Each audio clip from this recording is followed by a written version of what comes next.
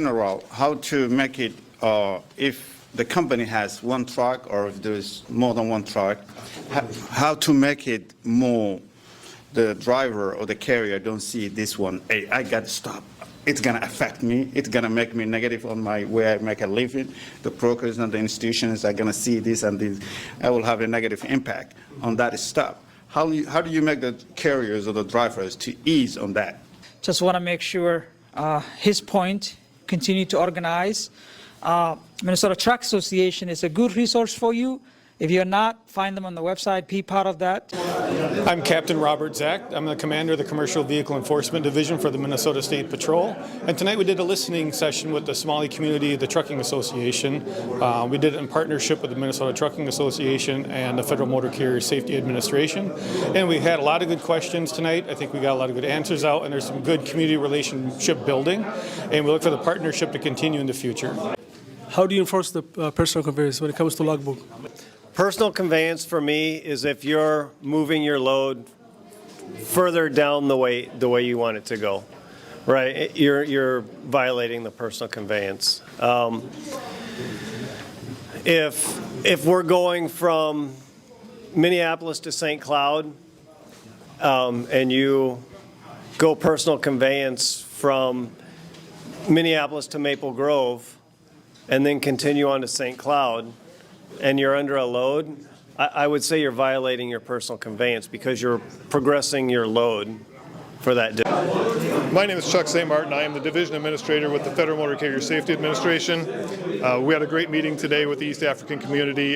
Talked about a lot of concerns, working on the trust issues that we have, and hopefully we'll have a lot more communications going forward. This is just the first step.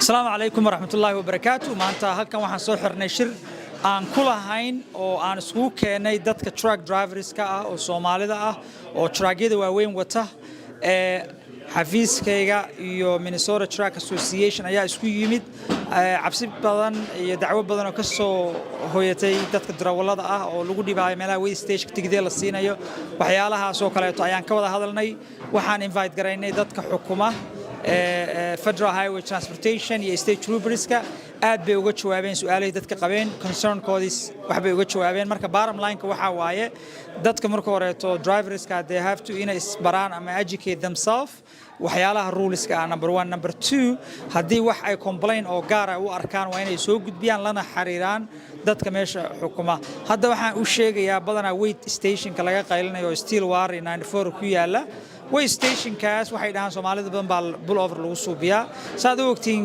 shaqadan ama gaariyaashan waa gaariyaal aad u weyn marka khasab waaye mar walba sharciga in la ilaaliyo la fiiriyo mid labaad waxaan rabnaa community inay ka mid noqoto dadka badanaa inspection-ka qabta waa dad ajnabiyaad Soomaaliya u baahan yihiin hadda dad bay hire gareynayaan website-kooda gal be part of the process idinkuna isku advocate gareeya training-na way ballan qaadanay halkan trucking industry-ga ha noqoto markino ii sheeg any transportation ha noqoto halkan waxaanu diyaar u nahay maantana aan markino uga soo qayb galnay shirkan meesha ka dhacay u jeedaan oo iskugu imaanaysay DOT highway patrol iyo dhammaan markino ii sheeg xildhibaanadii xaafadan isugu imaanayeen marka hadduu ilaahay yiraahdo waxaan markino ii sheeg aan idinka soo gudbin doonaa arrimahaas dhammaantooda wixii lagu meeshan aan ka wada kala kulannay iyo dhalinyartii halka iskugu timid oo markino ii sheeg aan isku aadinay oo markino su'aalahooda iyo jawaabahooda sidii ay rabeen ay u heleen oo laakiin weli haddana markino ii sheeg usii dhigteen mar dambe in ay markino ii sheeg fursad dambe meeshan ay ka helaan.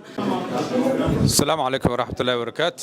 Dhammaan dadkii intaa ku qayb galay geedka eedayeedaan maasinyin walaal ku hadalaayna waa walan baahan yahay may rajayaan mar walba intaan nagadan dadka dawladda ku socda ستيتك فدرالك iyo meel raay qaybta oo booliiska iyo shariifkaba marka barnaamijyada geek inta lagu ka hadalay wal eed unan ka baahanayniyo may rajayna inta haneen badan eedan ma hasanta yana meel walba oo danta guud Soomaali lagu ka hadalo yana mar walba ko ay soo heeganata dhammaan dhalinyarada iyo dadka ku qaybgalayaalka dadkana fiirso doona eedeedan ma sitiin assalamu alaykum. My name is John Houselot and I'm president of the Minnesota Trucking Association. We're here at the Bar and Coil Center today having had a meeting with the Somali trucking community and the Minnesota Trucking Association brought in the head of the commercial vehicle section for the Minnesota State Patrol, Captain Robert Zach. And we had Charles St. Martin with the Federal Motor Carrier Safety Administration, and then we had Nick Folger, one of the inspectors. The whole goal was to create connections, to give the community the opportunity to talk directly to the State Patrol and the enforcement groups, to share what's going on roadside, what they're experiencing out there, and to create dialogue and interaction and communication. We had a great meeting. We had close to 30 participants, so we look forward to working with the community. Our goal is to help all trucking companies be safe and successful, and we think today's meeting was one step forward in doing that.